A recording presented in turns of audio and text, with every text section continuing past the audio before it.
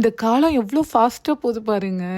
இப்போதான் பிறந்து கையில் தூக்குன மாதிரி இருந்துச்சு. அது மாதிரி இந்தியாவிலேருந்து இத்தினோண்டா கூப்பிட்டுட்டு வந்தேன் KG1 சேர்க்கறதுக்கு. இப்போ பார்த்தீங்கன்னா ஃபர்ஸ்ட் ஸ்டாண்டர்டே சேர போகிறாங்க. கடகடன்னு வளர்ந்துருவாங்க போல. UAEல பார்த்தீங்கன்னா ரமலான் நோன்பு ஸ்டார்ட் ஆக போகுது. அதோட இப்போ ஆஃபீஸ் டைமிங்லாம் மாறிடும். 6 மணி நேரம் டியூட்டி அந்த மாதிரி தான் இருக்கும் என் ரோட்டுக்காருக்கு. இதோட நம்ம லஞ்ச்லாம் பேக் பண்ணுற மாதிரி இருக்கும். ஸோ லெமன் ஜூஸ் போடுறதுக்காக லெமன் எடுத்து வச்சிருந்தேன். இன்னைக்கு என்ன சமைக்கலான்ட்டு அப்படி லெமன் ஜூஸ் போட்டுட்டே யோசிச்சேன்னா சரி லெமன் ரைஸ் பண்ணிடுவோம் அப்படின்ட்டு இன்னைக்கு லெமன் ரைஸ், உருளைக்கிழங்கு ஃப்ரை, அப்புறம் கோசு, வெங்காயம், அரிசி மாவு, கடலை மாவு எல்லாத்தையும் போட்டு ஒரு நல்ல சூப்பரான ஒரு கிறிஸ்பியான பக்கோடா பண்ணி கொடுத்துருந்தேன். இவருக்கு ஒரு வாட்டி செஞ்சு கொடுத்தாலே நல்லா இருந்துச்சுன்னா அடுத்த நாள் செய்யணும். அந்த பக்கோடாவே நம்மளுக்கு பிடிக்காத அளவுக்கு செய்ய வச்சிருவாரு. இப்போ பாருங்க நாளைக்கும் மறுபடியும் செஞ்சு கொடு அப்படின்னு சொல்லியிருக்காரு. இந்த பக்கோடாவை சாப்பிட்டு என் ரோட்டுக்கார ஆஃபீஸ்க்கு அனுப்பி வச்சுட்டு நானும் பொண்ணு பார்த்தீங்கன்னா நல்லா தூங்கி எழுந்திருச்சோம். நல்லா செம்ம கிளைமேட்டா வெளியில நல்லா சுட சுட பார்த்தீங்கன்னா கோதுமை போண்டா செஞ்சிருந்தாங்க ஈவினிங் ஸ்நாக்ஸுக்கு. அது பார்த்தீங்கன்னா நல்லா பெண் குயின் மாதிரி வந்துருந்துச்சுங்க. எல்லா போண்டாவும் நல்லா இருந்தது. அதுவும் அப்படியே கொஞ்சம் அந்த குட்டி குட்டி வயசுல எடுத்த போட்டோஸ்லாம் நிறைய கலெக்ட் பண்ணி வச்சு இவ்வளோ சீக்கிரம் ஓடுது. இன்னும் கொஞ்சம் நாள் கல்யாணம்லாம் பண்ணி கொடுக்கணும். இப்படிதான் பிள்ளையே பிரிஞ்சிருப்போமோ அப்படின்ட்டு